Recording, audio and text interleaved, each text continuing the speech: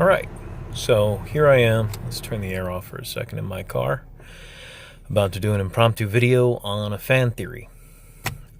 This is for Better Call Saul, end of Season 3, and Season 4 has not come out yet. So I don't know what's going on with Season 4. But, spoilers.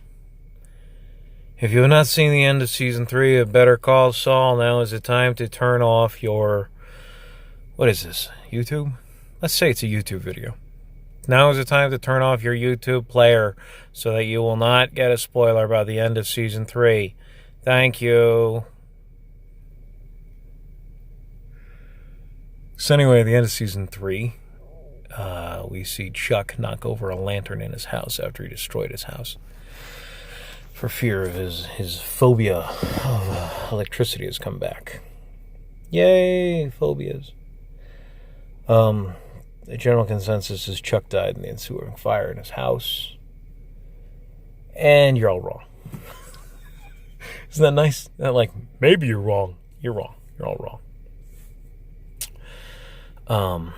I have looked into how to kill yourself with fire. It's called self-immolation. They do it in certain Asian countries as a form of protest, suicide protests.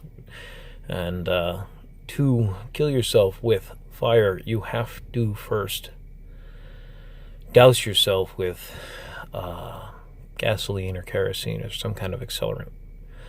Because once somebody actually starts to feel the pain of a fire, they will stop trying to kill themselves. It hurts. It hurts a lot. Anybody here ever burned themselves besides me? Anyone? Raise your hand. Anyone? Anyway. I didn't do it on purpose. After the first time it happened, I swore I'd never do it again. I think I was like 7. I've not been able to keep that, but I've done pretty well for myself. I'm very careful around fire because of it. Fire hurts. We all know that. And since suicides are generally a cry for help more than anything else,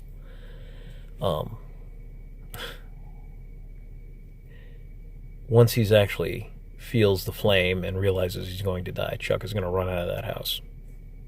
That's what's most likely going to happen. And this is the team from Better Call Saul, the same team that wrote Breaking Bad, and those guys were intricate with the research they did. So even just a precursory look into self-immolation will tell you that once it starts hurting, you stop. Whatever decision you made to kill yourself, once the pain sets in, people generally stop. There are exceptions to this, but fire is not one of them.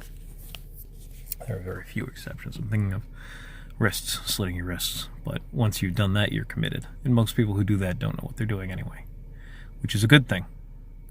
Because it's a cry. It's a cry for attention. It's a cry for help. And let's face facts. At the end of that episode, that's exactly what Chuck was looking for, was a cry for help, a cry for attention. He just used every tool in his arsenal to get what he wanted, and it ended up pushing away everyone who he even remotely cared about in his life. He had nothing left. So that's really what caused the relapse more than anyone else. In my opinion, the relapse for the electrical phobia. I'm not a doctor. I'm not a psychiatrist. I don't claim to be some kind of expert here. Do a little research, and you're going to see that a lot of what I said bears out. I couldn't find any cases of somebody killing themselves with fire who did not... I couldn't find any cases of self-immolation who did not use an accelerant on themselves before they lit that match. They committed to themselves before the fire started. They committed to what they were doing.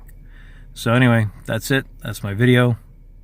That's my take on it. Chuck is alive. Yeah. All right. Have a great day.